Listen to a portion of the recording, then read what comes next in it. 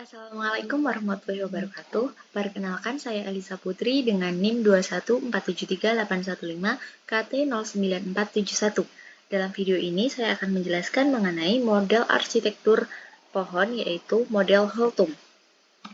Nah, sebelum memasuki pengertian dari model Holtum, mari kita pelajari mengenai apa itu model arsitektur pohon.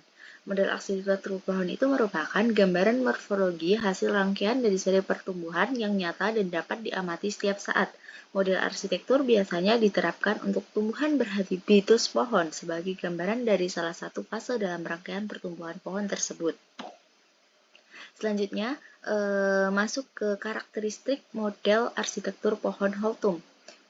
Nah, yang pertama itu batang pokok hanya ada satu atau biasa disebut dengan monopodial. Selanjutnya, bunga di ujung batang, yaitu alat generatif atau bunga dan buah itu tumbuh di ujung batang.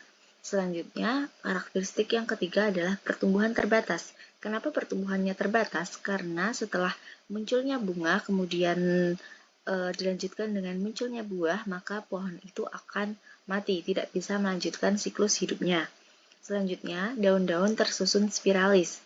Nah, biasanya di pohon model arsitektur Holtum ini, daun-daun tersusun spiralis di batang pokok. Kemudian yang terakhir adalah batangnya halus. Nah, berikut merupakan ilustrasi atau gambar dari model Holtum tersebut. Yang pertama bisa dilihat di layar bahwa bunga atau perbungaan itu muncul di ujung batang utama. Nah, ini ketika bunga ini sudah menjadi buah, maka pohon tersebut akan mati, tidak bisa melanjutkan siklus hidupnya. Maka tadi yang disebut dengan pertumbuhan terbatas. Jadi awalnya dia akan fokus ke pertumbuhan vegetatif, yaitu membentuk batang, membentuk daun, kemudian jika sudah selesai maka akan fokus ke pertumbuhan generatifnya yang ada di ujung ini, kemudian setelah itu akan mati. Nah, bisa dilihat juga karakteristik yang pertama, yaitu batangnya itu monopodial.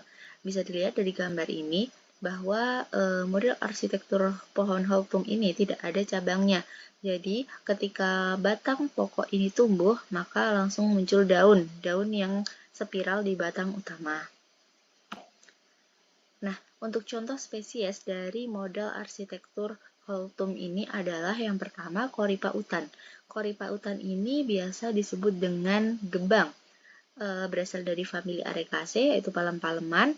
Bisa dilihat di layar bahwa batangnya ini halus seperti karakteristik model Holtum dan daun tersusun spiral, kemudian bunga itu tumbuh di ujung batang.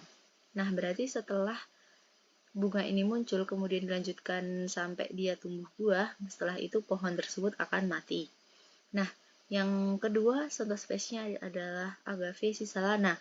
Agave cisalana ini salah satu spesies dari famili Asparagaceae. Nah, bisa dilihat ini agak berbeda, tapi sebenarnya kelihatannya berbeda, tapi sebenarnya sistemnya sama, yaitu bunganya muncul di ujung.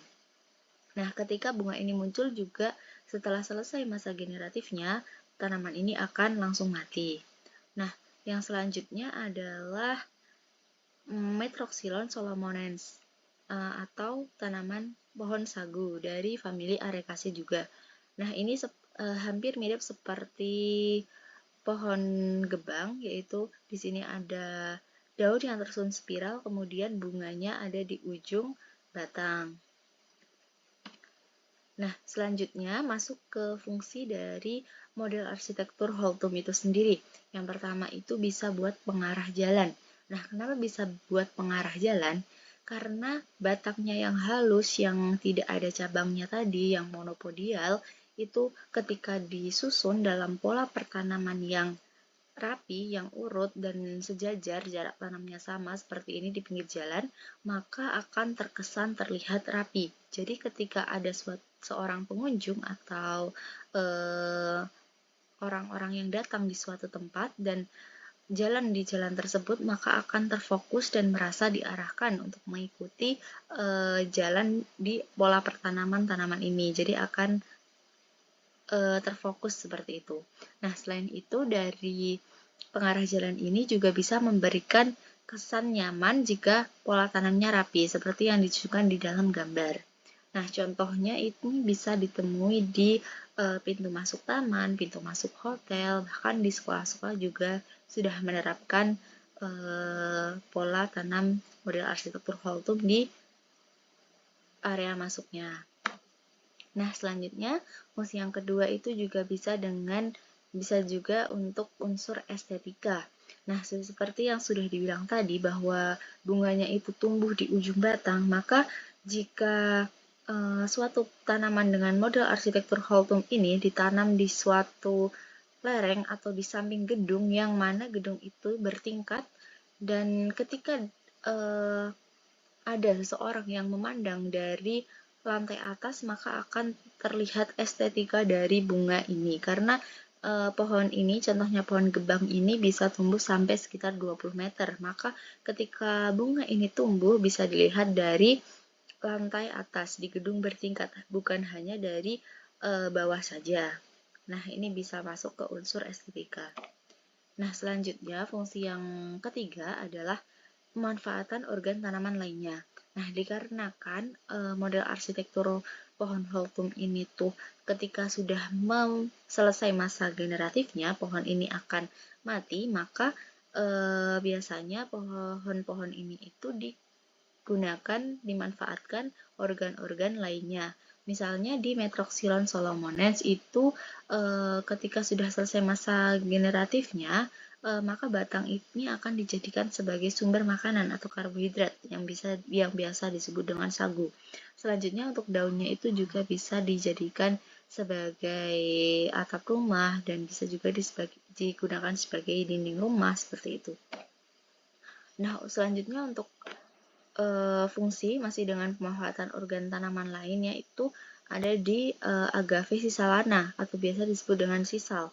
Nah, Agave sisalana ini daunnya bisa digunakan atau dimanfaatkan sebagai bahan baku serat alami yang sudah ramai di industri kerajinan seperti itu.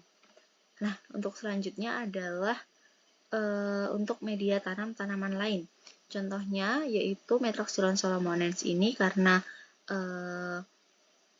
ketika pertumbuhannya ini belum terlalu tinggi, maka ketika pelepah dari Metroxylon solomonens ini gugur, maka dia akan meninggalkan bekas-bekas pelepah. Nah, itu bisa digunakan sebagai media tanam tanaman anggrek misalnya. Kemudian untuk kelebihan dari model arsitektur Holtum ini antara lain pertumbuhannya yang lambat, sehingga jika digunakan sebagai tanaman hias bisa dinikmati dalam waktu yang lama. Contohnya Agave sisalana meski belum berbunga, tetapi karena daunnya yang seperti tadi itu sudah bagus, jadi bisa dimanfaatkan sebagai tanaman hias sebelum masa hidupnya itu habis.